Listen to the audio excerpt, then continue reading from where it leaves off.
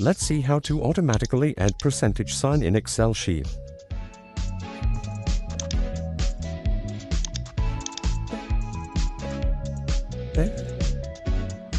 So, first of all, you need to figure out the percentage number.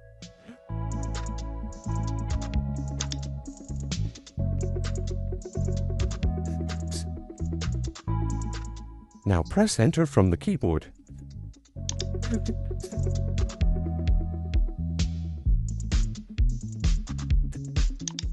Now go to Format Cells.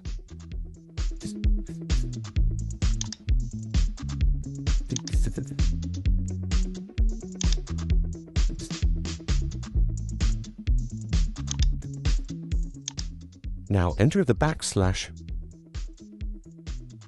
Then enter percentage.